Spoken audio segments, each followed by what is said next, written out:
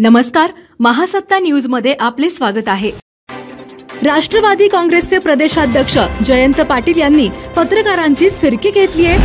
सूत्रांची माहिती म्हणजे काय, माझ्या भाजप प्रवेशाची माहिती तुम्हाला कुठून मिळाली, तसेच भाजप प्रवेशाबाबत संभ्रम निर्माण केला जात असल्याचा खुलासा जयंत पाटील यांनी केलाय।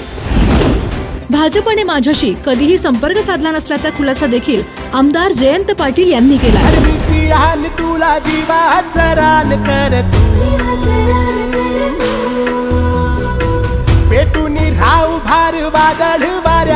खानापूर मतदारसंघाचे भाग्यविधाते माजी आमदार सन्माननीय सदाशिवराव भाऊ पाटील यांना वाढदिवसाच्या कोटी कोटी शुभेच्छा। शुभेच्छुक आरिफ सलीम तांबोळी आणि सुहेल सलीम तांबोळी विटा। माझ्या सहाय्यकाने माहिती पाठवली, बातम्या चालू आहेत की भाजप माझ्याकडेच आहेत, मी वाचूनच दाखवतो तुम्हाला बातम्या। म्हणजे मलाही आश्चर्य वाटायला लागले की किती वेगाने तुम्ही गतिमान आहात, तुम्हीच आमच्यापेक्षा जास्त गतिमान झालेला आहात। पाटलांचं ठरलं पण कशावरून अडलं। जयंत पाटलांचं भाजप प्रवेशावर तळ्यात मळ्यात सुरू असल्याची माहिती, चर्चा सुरू। पाटलांना हवं मंत्रिमंडळातल्या टॉपच्या 5 पैकी 1 खातं, पाटलांना टॉपचं खातं देणं मुख्यमंत्र्यांसाठी कठीण। प्रवेशाबाबत जयंत पाटील राज्य भाजप नेतृत्वाची 2दा भेट। सूत्र कुठे आहे दाखवा जरा, मला त्या सूत्राकडेच बघायचं जरा। असं कधी असतं तुम्ही भाजप सोबत जाणार, तुम्ही भाजपच्या नेत्यांच्या संपर्कात आहात, अशा चर्चा नेहमी उठत असतात, का नेमकं कारण तुम्हाला वाटतं? नाही, कारण असं आहे की तुम्ही सगळे इतके बातम्याच्या बाबतीत सेन्सिटिव्ह आहात। कुणी कुणाशी बोललं तरी त्याची बातमी होते, आणि एखाद्या साध्या दुसऱ्या कामासाठी कुणी कोणाला भेटलं तरी आपण त्या पराचा कावळा करतो। त्यामुळं अशी कोणतीही परिस्थिती नाही आहे। मी राष्ट्रवादी काँग्रेस शरदचंद्र पवार पक्षाचा आज अध्यक्ष आहे। मी त्या पक्षाचं काम करतोय। शरद पवार साहेबांच्या नेतृत्वाखाली काम करणारे आम्ही कार्यकर्ते आहोत।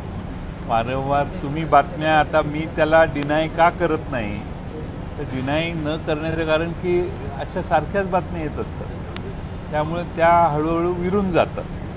त्यामुळे प्रत्येक गोष्ट एखादी बातमी आली की लगेच नाही मी नाही असं कशासाठी सांगायचं? ते तुमची बातमी तुम्ही देतात, तुमची बातमी खरी ठरत नाही।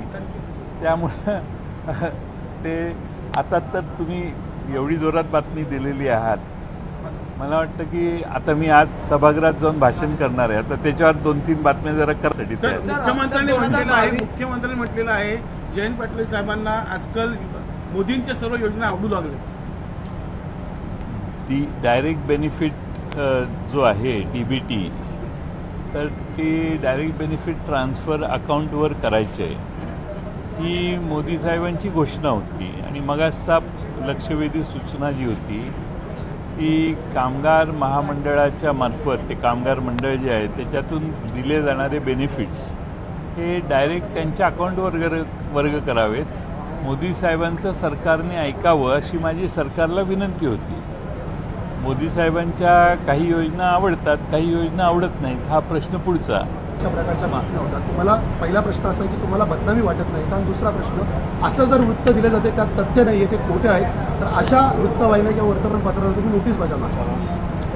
असं आहे की जे वृत्तवाहिन्या अशा बातम्या देतात त्यात माझ्या चांगल्या बातम्याही लावतात, माझे त्यांचे चांगले संबंध असतात।